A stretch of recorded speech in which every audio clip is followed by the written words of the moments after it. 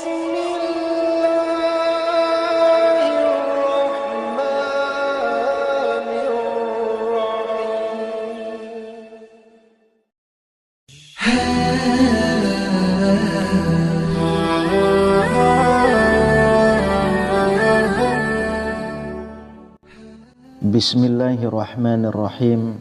Assalamualaikum warahmatullahi wabarakatuh. Syukur alhamdulillah kita bisa berjumpa lagi di channel ini. Sholawat dan salam selalu dan tetap tercurahkan kepada junjungan kita Nabi besar Muhammad sallallahu alaihi wasallam. Allahumma sholli ala sayyidina Muhammad wa ala ali sayyidina Muhammad.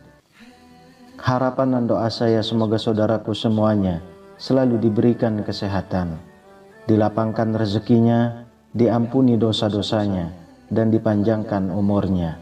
Amin ya rabbal alamin. Sahabat beriman yang dirahmati Allah, setiap manusia tentu mendambakan hidup bahagia, baik bahagia saat hidup di dunia ataupun di akhirat kelak. Namun pada kenyataannya, tidak semua manusia diberikan kenikmatan hidup seperti itu. Padahal Islam memberikan tuntunan kepada manusia supaya bisa meraih hidup bahagia. Dan perintah ini pun bisa kita jumpai dalam Al-Quran maupun hadis Nabi. Allah Subhanahu wa Ta'ala berfirman, sesungguhnya beruntunglah orang-orang yang beriman, yaitu orang-orang yang khusyuk dalam sembahyangnya, dan orang-orang yang menjauhkan diri dari perbuatan dan perkataan yang tiada berguna, dan orang-orang yang menunaikan zakat, dan orang-orang yang menjaga kemaluannya, kecuali terhadap istri-istri mereka atau budak yang mereka miliki. Maka sesungguhnya mereka dalam hal ini tiada tercela. Barang siapa mencari yang di balik itu, maka mereka itulah orang-orang yang melampaui batas, dan orang-orang memelihara amanat-amanat yang dipikulnya dan janjinya, dan orang-orang yang memelihara sembahyangnya. Quran Surah Al-Mu'minun ayat 1-9. Dari ayat tersebut bisa disimpulkan bahwa untuk mencapai kebahagiaan dunia maupun akhirat sebetulnya tidaklah sulit. Akan tetapi kita sebagai manusia yang terkadang justru malah membuat itu menjadi sulit sendiri. Oleh sebab itu, supaya hidup kita bisa bahagia dunia maupun akhirat, Islam mengajarkan 3 poin penting yang harus kita kerjakan. Yang pertama adalah beristighfar saat jatuh dalam kubangan dosa. Tatkala berbuat dosa, iman seorang mukmin akan mendorongnya untuk segera inabah, kembali kepada Allah dan bertaubat. Oleh sebab itu, Allah Subhanahu wa Ta'ala tak bosan-bosan menyeru kepada hambanya yang beriman untuk segera bertaubat. Allah Subhanahu wa Ta'ala berfirman, hai orang-orang yang beriman, bertaubatlah kepada Allah dengan taubatan nasuha, taubat yang semurni-murninya. Quran Surah At-Tahrim ayat 8. Begitu juga dalam Quran Surah An-Nur ayat 31. Allah Subhanahu wa Ta'ala berfirman, dan bertaubatlah kamu sekalian kepada Allah, hai orang-orang yang beriman, supaya kamu beruntung.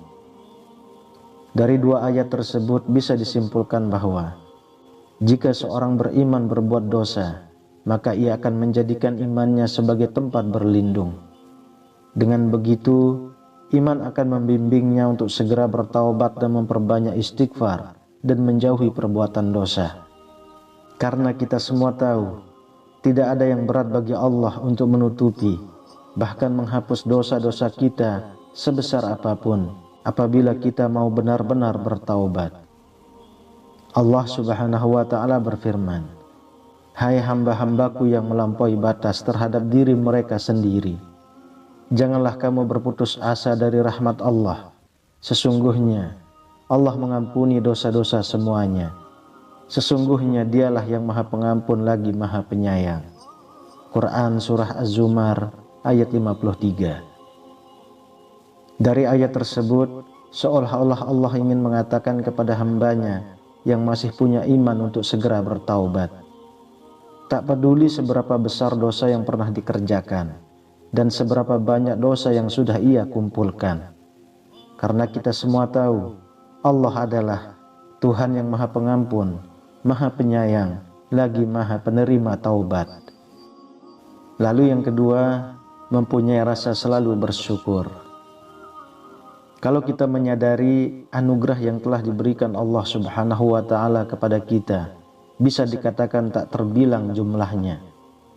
Anugerah tersebut terdapat pada badan kita, harta kekayaan, keturunan, tempat tinggal, dan segala macam urusan duniawi.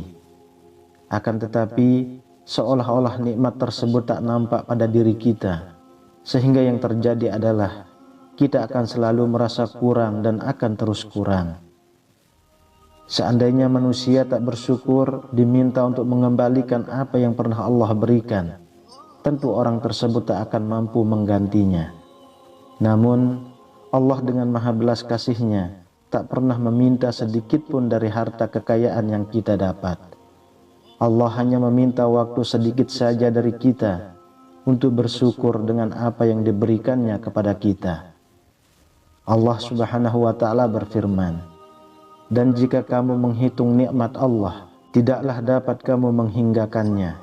Sesungguhnya manusia itu sangat zalim dan sangat mengingkari nikmat Allah."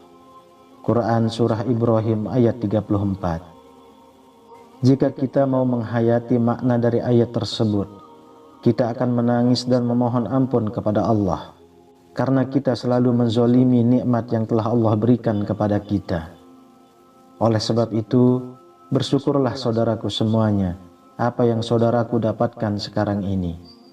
Dalam Quran Surah Ibrahim ayat 7, Allah Subhanahu wa Ta'ala berfirman, "Sesungguhnya jika kamu bersyukur, pasti kami akan menambah nikmat kepadamu. Dan jika kamu mengingkari nikmatku, maka sesungguhnya azabku sangat pedih." Allah seakan ingin mengatakan kepada hambanya, syukur adalah sebab ditambahnya nikmat. Oleh karenanya, bersyukurlah.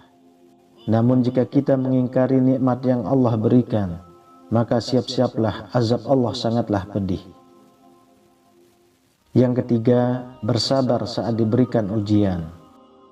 Dalam Quran Surah At-Tagabun ayat 11, Allah Subhanahu wa Ta'ala berfirman, "Tidak ada suatu musibah pun yang menimpa seseorang kecuali dengan izin Allah. Dan barang siapa yang beriman kepada Allah, niscaya dia akan memberi petunjuk kepada hatinya. Dan Allah Maha mengetahui segala sesuatu." Ayat itu menjelaskan bahwa apabila seorang mukmin yang sedang ditimpa musibah, lantas ia menyadari bahwa musibah tersebut adalah ujian dari Allah, kemudian ia menerima musibah tersebut dengan lapang, lalu memohon petunjuk kepada Allah, maka insya Allah, Allah Subhanahu wa Ta'ala akan mengangkat derajat orang tersebut, dan Allah akan menggantinya dengan yang jauh lebih baik. Oleh sebab itu, apabila kita sedang ditimpa musibah, hindari sebisa mungkin untuk mencela musibah tersebut. Akan tetapi bersabarlah dan terus meminta petunjuk kepada Allah supaya diberikan jalan keluarnya. Insya Allah, dengan kita bersabar dan selalu berusaha, Allah akan segera mengganti ujian tersebut dengan kenikmatan yang mungkin tak pernah kita sangka-sangka akan mendapatkannya.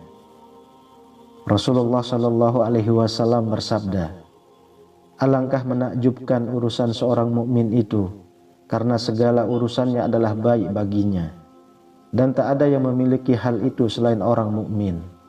Bila ia mendapat kebahagiaan, ia pasti bersyukur, dan itu yang terbaik baginya. Jika ia tertimpa musibah, ia pasti bersabar, dan itu yang terbaik baginya."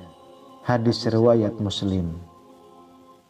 Oleh sebab itu, apabila tiga tanda tersebut ada pada diri kita, maka insya Allah kita akan menjadi manusia yang bahagia dunia dan akhirat, dan selalu dijaga oleh Allah Subhanahu wa Ta'ala. Wallahu a'lam bishawab. Demikian yang bisa saya bagikan, semoga bermanfaat untuk kita semua. Amin ya rabbal alamin. Assalamualaikum warahmatullahi wabarakatuh.